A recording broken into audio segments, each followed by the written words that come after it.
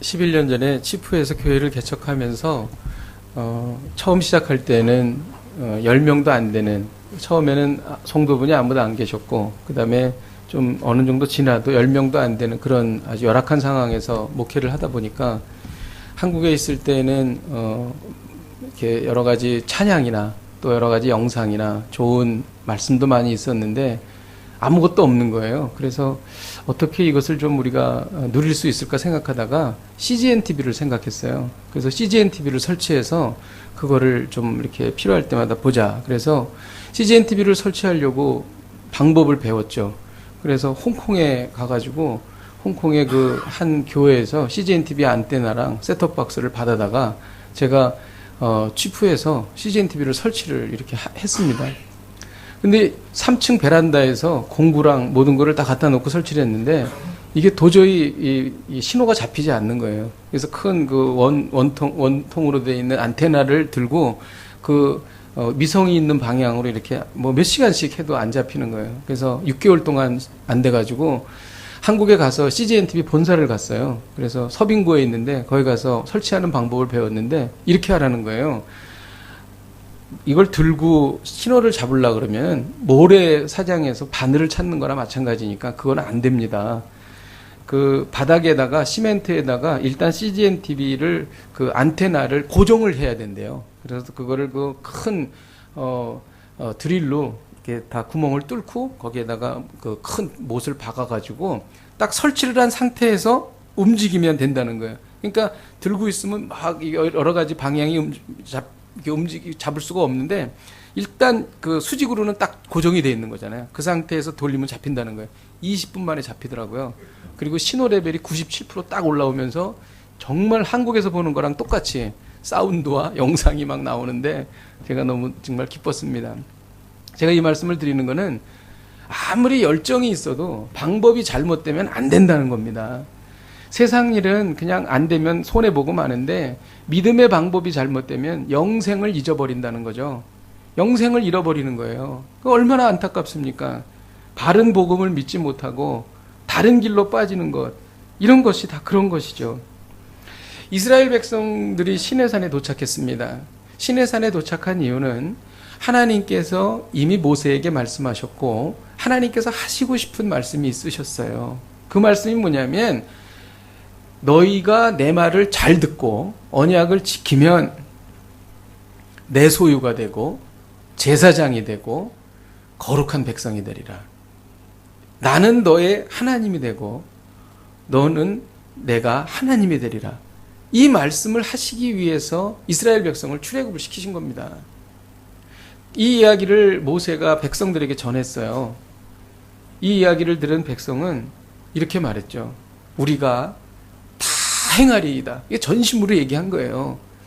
물론 그들이 그렇게 얘기한 것은 마실 물과 먹을 것이 없을 때에 하나님을 원망하고 모세를 원망했던 것에 대한 자책도 있었고 또 하나님께서 베풀으신 은혜가 너무 컸기 때문에 그런 걸 수도 있었겠죠.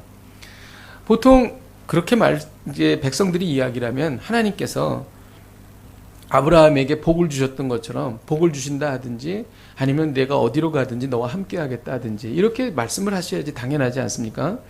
근데 하나님이 그런 말씀 1절 안 하십니다. 이런 말씀을 하시는 거예요. 내가 모세 너와 이야기하는 것은 백성들이 내 말을 믿게 하려 합니다. 그리고 또 하나는 백성들의 옷을 빨아서 성결케 하라. 그리고 셋째 날을 기다리라. 그렇게 얘기하셨어요. 그러니까 이 말씀을 우리가 쭉 읽어보면은 하나님께서 백성들이 우리가 다 행하리이다라고 한 그 말이 결국은 그 말대로 이루어지지 않을 것이라고 하는 심정을 우리가 갖게 돼요. 그러니까 이 대답이 하나님에게 흡족한 대답이 아니었다라고 하는 것을 우리는 알게 돼요. 그리고 그 뒤에 나오는 이야기는 어떤 거냐면 더 살벌한 이야기예요. 산에 경계를 두고 그 경계를 넘어오는 자들은 넘어오지 못하게 막아라. 만일 넘어오면 내가 그들을 죽일까 하노라. 그러니까 이런 겁니다. 하나님, 저희가 하나님께서 말씀하신 그 말씀을 우리가 다 지키겠습니다. 진심으로 그렇게 얘기했어요. 그때 하나님께서 너희가 이 경계를 넘어오지 마. 경계를 넘어오면 너희들이 죽을 거야. 이 말이 이상하지 않습니까? 왜 이 성경이 이렇게 하나님께서 이렇게 대답하셨을까요? 그 이유가 무엇일까요? 사실 오늘 본문은 우리가 지난번 출애굽기 본문과 똑같아요. 그런데 이 이야기에 들어있는 내용이 너무나 중요하기 때문에 제가 같은 본문을 가지고 다른 설교를 여러분들에게 하고 있는 것입니다. 여러분, 이스라엘 백성들에게는요, 믿는 방법이 잘못되어 있다는 거예요. 우리가 이것을 다 행하리이다. 행할 수 없다는 거예요. 북이스라엘이 어떻게 됐어요? 결국 우상 숭배하다가 아수르에게 멸망당했습니다. 남유다 어떻게 됐어요? 결국 교만과 우상 숭배로 인해서 바벨론에게 멸망당했습니다. 그들이 그렇게 아무리 결심을 해도 결과적으로는 그렇게 된다는 거예요. 하나님께서 출애굽시키시고 홍해바다를 가르시고 만나와 메추라기를 내리시고 그들을 지키시고 인도하신 이유가 이스라엘 백성들이 뭘 잘해서인가요? 아니라는 겁니다. 이건 전적인 하나님의 은혜라는 거예요. 그리고 또 하나의 이유가 있는데 하나님께서 우리를 사랑하셨기 때문이라는 거죠. 우리 신명기 7장 8절을 같이 한번 읽도록 하겠습니다. 시작.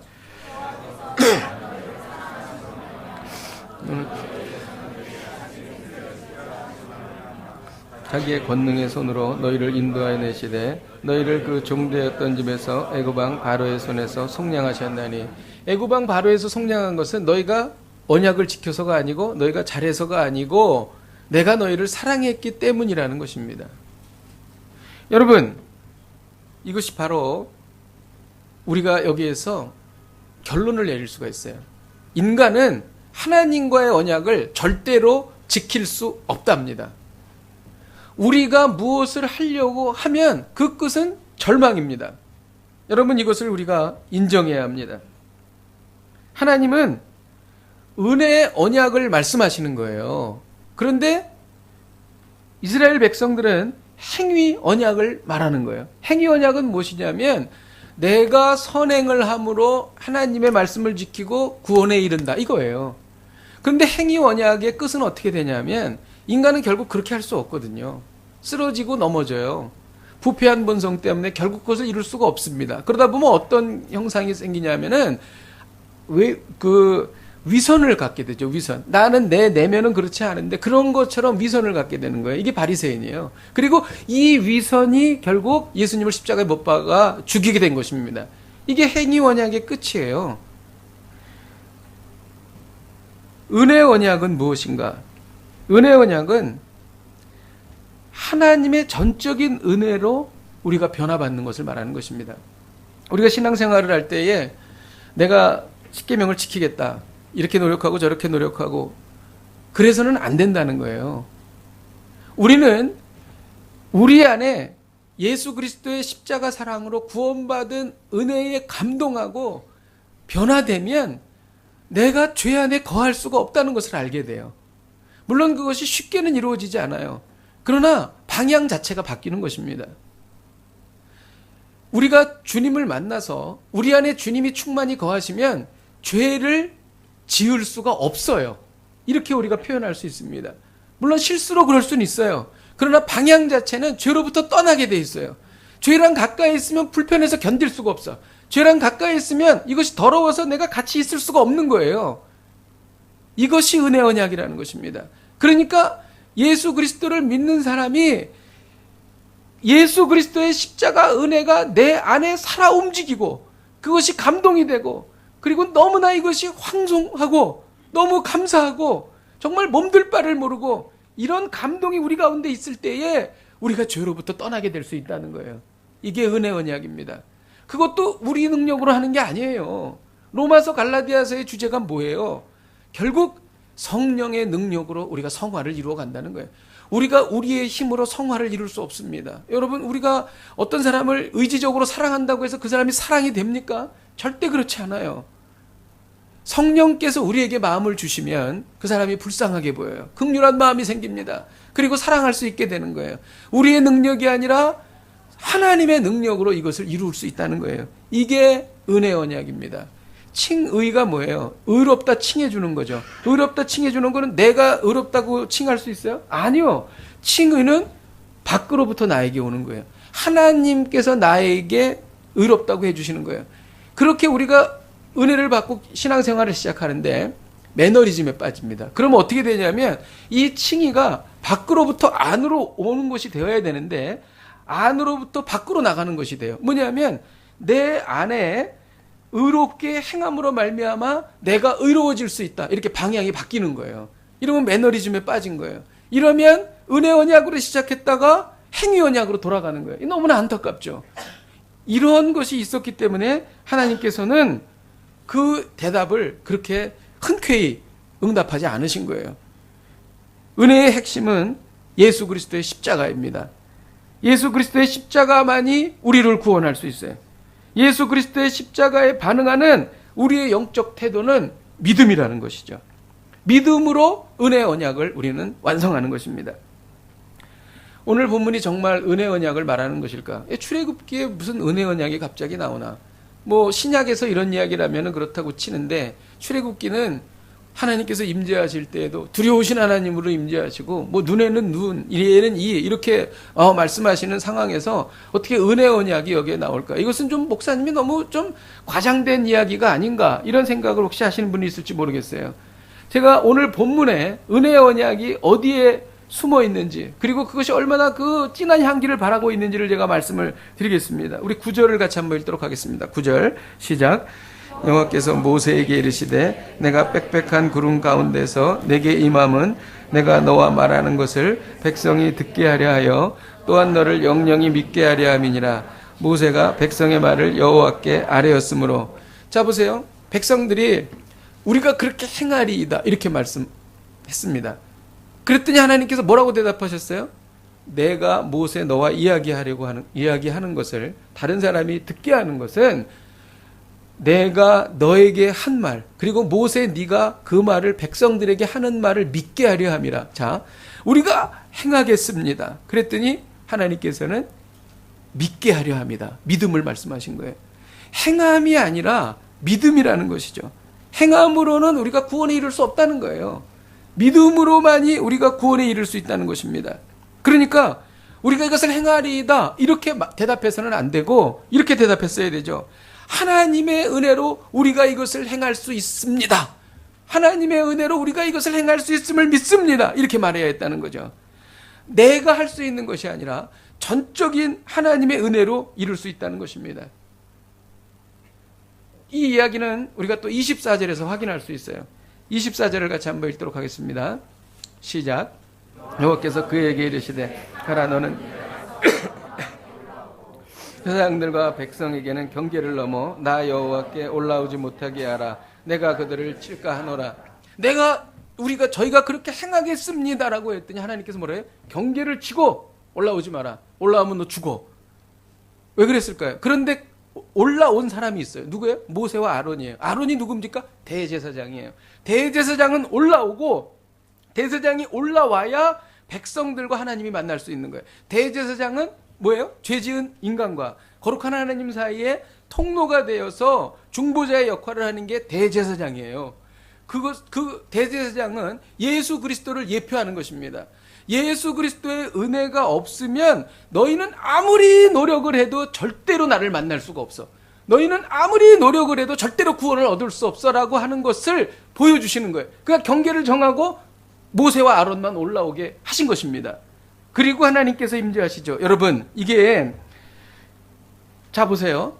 지금 이 말씀을 하시고 나서 출애굽기 20장 그 다음에 나오는 말씀이 뭐냐면은 10계명이 나옵니다. 10계명. 10계명은 뭐예요? 첫 계명이 나 외에 다른 신을 내게 있게 하지 말지니라 하면서 율법이 10개가 쫙 나오죠. 이 율법은 너무 귀한 것입니다.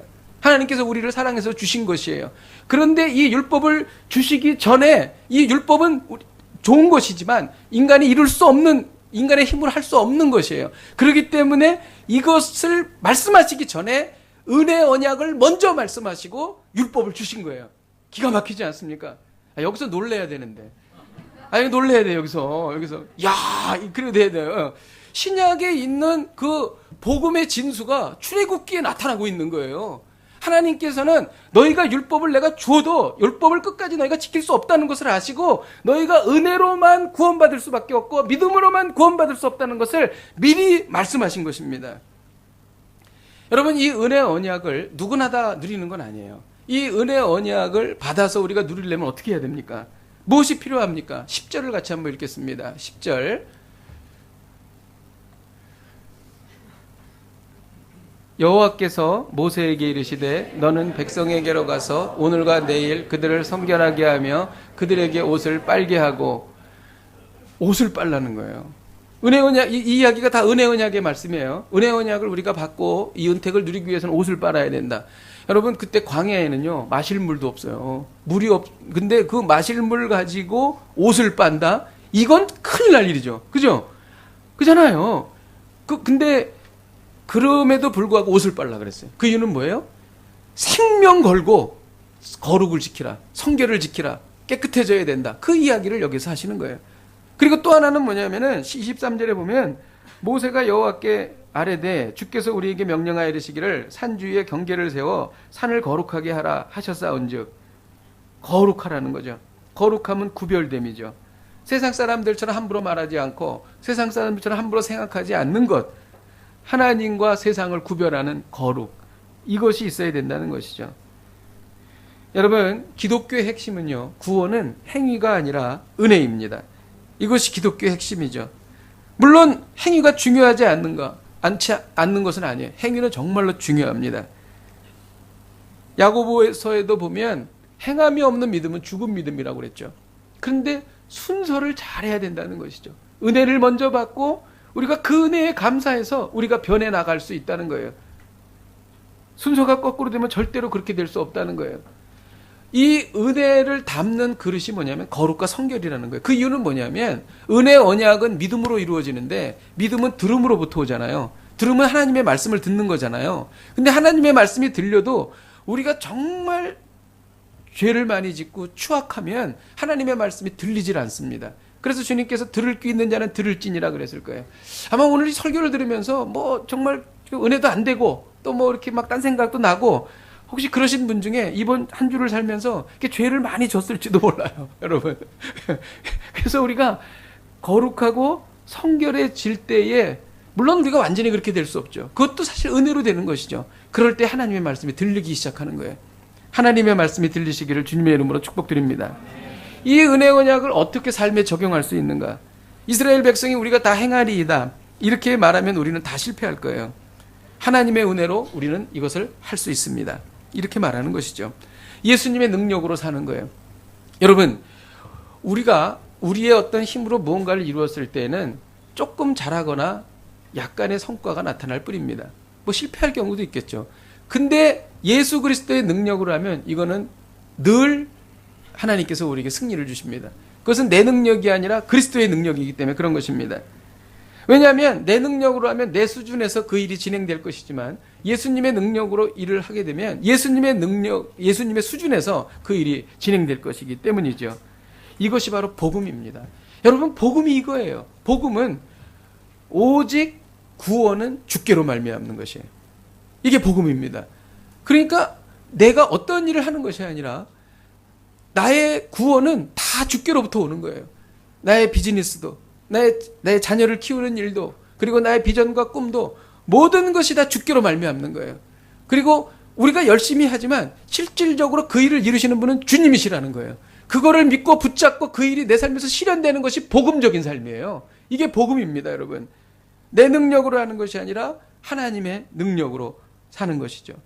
그러면 어떻게 예수 그리스도의 능력이 내 안에 거할 수 있는가? 고린도후서 12장 9절을 같이 한번 읽도록 하겠습니다. 시작. 나에게 이르시기를 내 은혜가 내게 족하도다. 이는 내 능력이 약한 데서 온전하여짐이라 하신지라.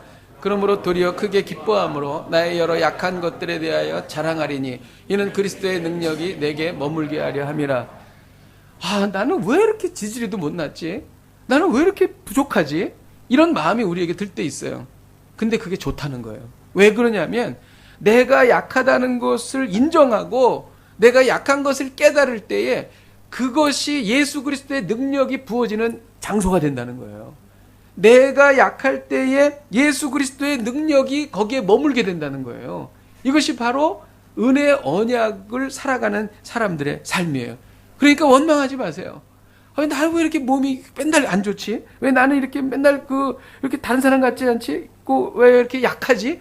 이런 생각이 들 때에 우리가 겸손해지고 또 우리가 믿음으로 그 약해진 마음에 예수 그리스도의 능력이 부어지고 또 내가 온전케 된다는 것입니다. 자, 오늘 본문의 말씀을 우리는 한 문장으로 요약할 수 있습니다. 이것은 은혜가 언약 행위를 압도한다는 것입니다. 은혜가 행위를 압도한다. 바울은 은혜 언약에 엄청난 파워를 이렇게 말했어요. 은혜 언약 가운데 사는 사람은 이런 고백을 합니다. 빌립보서 4장 13절을 같이 한번 읽겠습니다. 시작. 내게 능력 주시는 자 안에서 내가 모든 것을 할 수 있느니라. 아멘. 내게 능력 주시는 자 안에서 내가 모든 것을 할 수 있어요. 그러니까 이 능력은 내 능력이 아니라 예수 그리스도의 능력이에요. 그래서 내가 모든 것을 할 수 있다는 것입니다. 이 고백이 여러분의 고백이 되시기를 주님의 이름으로 축복드립니다. 자, 믿음은 두 가지가 있어요. 행위 언약이 있고 은혜 언약이 있습니다. 은혜 언약 가운데서 사는 사람은 삶이 다릅니다. 행위 언약 가운데 사는 사람은 늘 초조합니다. 그리고 비판적이에요. 그리고 불안해요. 두려워합니다. 집사님, 지난주 수요일 날 왜 새벽기도 안 왔어? 뭐 이렇게 나가는 거예요. 이게 행위 언약이에요. 행위 언약. 근데 은혜 언약 속에서 살아가는 사람은 이미 우리는 하나님께서 허락하시는 그 영광스러움을 다 우리는 얻었어요. 그리고 그것을 다 약속받은 사람입니다. 그렇기 때문에 불안하지 않아요. 두려워하지 않아요. 그래서 이 은혜 언약 가운데 사는 사람을 루터는 이렇게 표현했어요. 순수하고 자유롭고 즐겁고 기쁘고 사랑하는 마음을 갖고 산다는 거예요. 그리고 대가를 바라지 않는 당당함이 있어요. 어떠한 처벌도 두려워하는 마음이나 보상을 추구하지 않는 마음이 있어요. 왜냐하면 내 안에 이미 하나님의 나라가 임했고 나는 이미 영원한 생명을 얻었기 때문에 전혀 초조할 일도 없고 두려워할 일도 없어요. 그리고 내가 내 능력으로 사는 것이 아니라 나는 최선을 다하지만 결국 이 일을 행하시는 분은 그리스도이시기 때문에 예수님의 능력으로 내가 세상을 사는 것이기 때문에 하나도 두려워하지 않는다는 것이죠.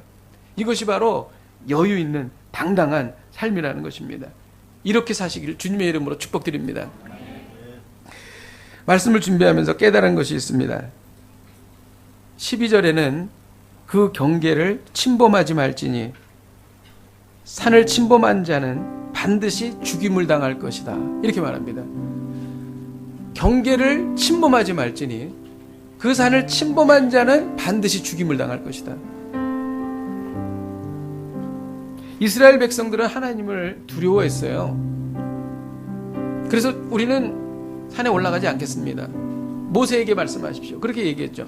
근데 또 한편의 마음이 있었는데 하나님을 보고 싶은 호기심이 있었어요. 그래서 그 호기심으로 그 경계를 넘는 사람들도 있었다는 것이죠.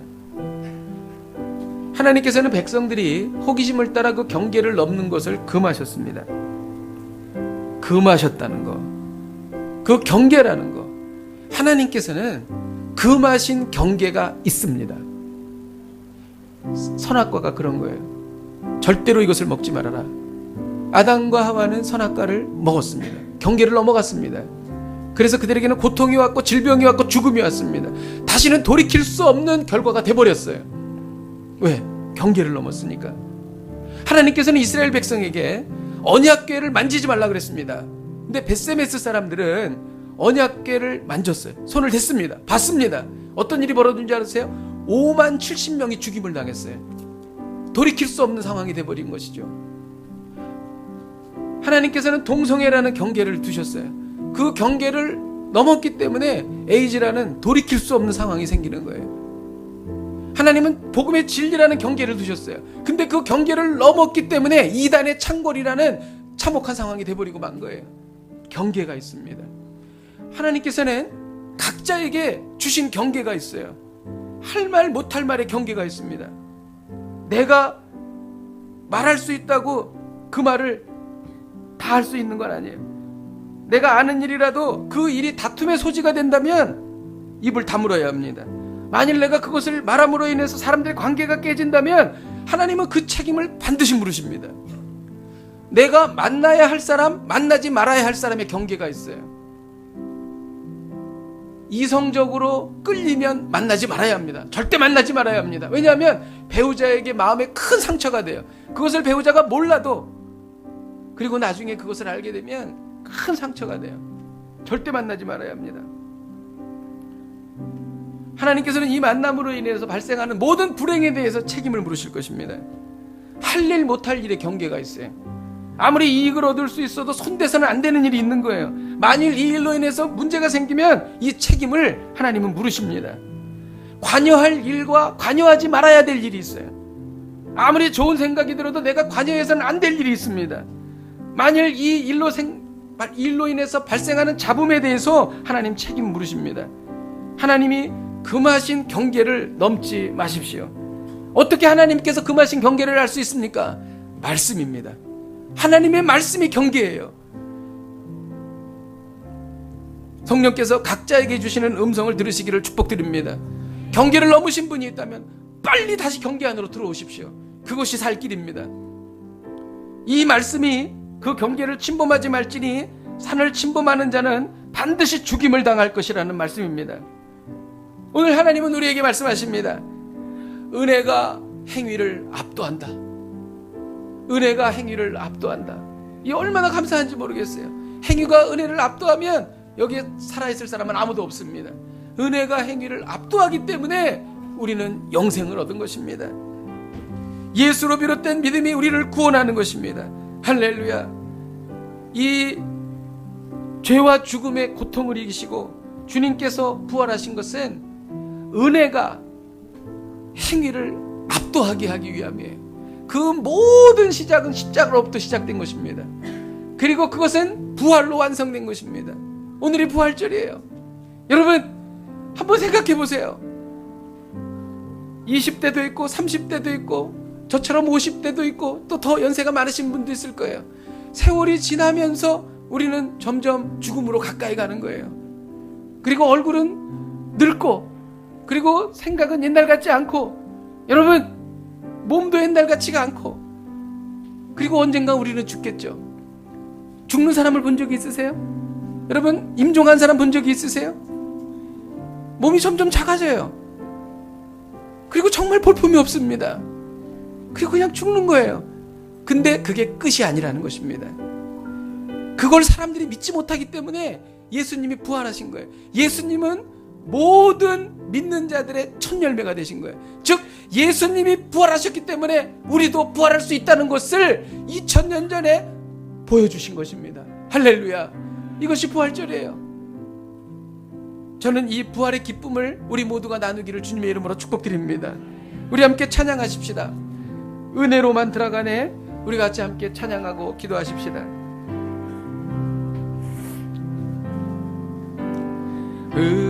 은혜로만 들어가네. 은혜로만 선다네. 우리의 노력이 아닌 어린 양의 보혈로 그분의 임재 가운데 오라 하시네. 우리를 부르신 그곳 은혜로 들어가네. 주님의 은혜. 범죄한 우리가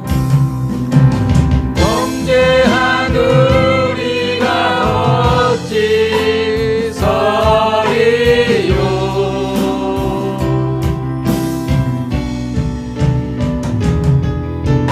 어린 양의 보혈이 깨끗게 하시네. 범죄한 우리가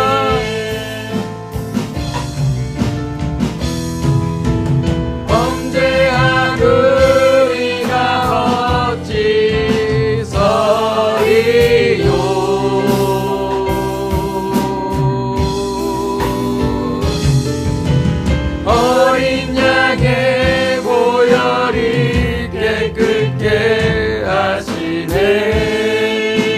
시간 우리가 통성으로 기도하십시다.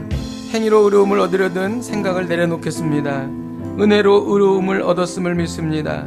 행위로 무엇을 얻으려던 피곤한 삶을 내려놓습니다. 은혜로 평안을 얻기를 원합니다. 행위를 쫓다 좌절하는 인생이 아닌 믿음으로 승리하는 인생을 살게 하여 주옵소서. 믿음이 은혜가 행위를 압도함을 선포합니다. 우리 함께 통성으로 기도하시겠습니다. 하나님 아버지, 저희가 행위로 의로움을 얻었던 생각을 내려놓습니다. 하나님 아버지, 우리가 은혜로 의로움을 얻었음을 믿습니다. 하나님 아버지, 은혜가 행위를 압도함을 믿습니다. 하나님 아버지, 주여, 저희가 하나님 아버지, 주여, 의를 행하여 아버지 안에 무엇을 이루려는 생각을 내려놓습니다. 하나님이 주신 은혜에 감사하여, 정말 그 은혜가 너무나 크고 너무 은혜가 감사하여 하나님 아버지, 우리가 하나님의 말씀을 지키려고 나아가는 하나님 아버지 그러한 방법을 취합니다. 하나님 아버지, 은혜가 행위를 압도함을 믿습니다. 하나님 아버지, 그 은혜가 우리 가운데 임하게 하여 주시고, 하나님 아버지, 우리가 무엇을 이루려고 하는 것이 아니라 예수 그리스도의 능력으로 하나님 아버지, 주여, 우리가 인생을 살아나갈 수 있도록 하나님 아버지 인도하시고 역사하여 주시고 함께하여 주시옵소서. 하나님 아버지, 주여, 은혜가 충만한 은혜의 언약 가운데 살아가는 저희들의 삶이 될 수 있도록 하나님 인도하여 주시옵소서. 역사하여 우리가 이어서 기도할 때에 할 말 못할 말의 경계를 구분하지 못했음을 회개합니다. 만날 사람과 만나지 말아야 할 사람의 경계를 구분하지 못했음을 회개합니다. 할 일 못할 일의 경계, 관여할 일과 관여하지 말아야 할 경계를 구분하게 하여 주옵소서. 말씀의 경계를 넘지 않게 하여 주옵소서. 성령께서 우리의 삶을 비추시사 하나님이 금하신 경계를 넘지 않게 하여 주옵소서. 우리 함께 통성으로 기도하시겠습니다. 하나님 아버지, 우리가 하나님 아버지 경계를 구분하지 못했음을 회개합니다. 하나님 아버지, 주여, 우리가 함부로 말하며 하나님 아버지 함부로 사람을 만나며 하나님 아버지 함부로 일하며 함부로 관여했음을 회개합니다. 하나님 아버지, 성령께서 우리의 삶을 비추시사 하나님의 금하신 경계를 넘지 않게 하여 주시옵소서. 하나님 아버지, 오늘 주님 앞에 기도하며 나아가오니 하나님 역사하여 주시고 하나님 아버지 인도하여 주셔서 이 일이 하나님으로부터 비롯됨을 우리가 알 수 있도록 하나님 아버지 주여 도우시고 인도하여 주시길 바라옵고 소망하오니 선하님 역사하여 주시고 하나님 아버지 인도하여 주시옵소서. 하나님 아버지, 우리가 경계를 넘어갔다면 다시 빨리 돌아오기를 원합니다. 하나님 아버지, 우리가 안연히 거하고 평안을 누려 갈 수 있도록 하나님 아버지 인도하여 주시길 바라옵고 소망하오니 선하님 역사하여 주시고 함께하여 주시길 바라옵고 소망하오니 선하님 기름 부어 주시옵소서. 하나님 아버지, 우리가 은혜 언약 가운데 우리의 믿음이 순수하기를 원하며 자유롭기를 원하며 즐겁기를 원하며 기쁘기를 원하며 사랑하기를 원합니다. 당당하기를 원하며 어떠한 처벌도 두려워하지 않게 하기를 원하며 또한 보상을 추구하지 않는 마음, 이미 우리는 다 보상을 받았으며 하나님의 은혜 가운데 살아가는 은혜 언약 가운데 예수 그리스도의 능력으로 승리하는 저희들이 될 수 있도록 인도하여 주시옵소서. 예수님의 이름으로 기도하였습니다. 아멘.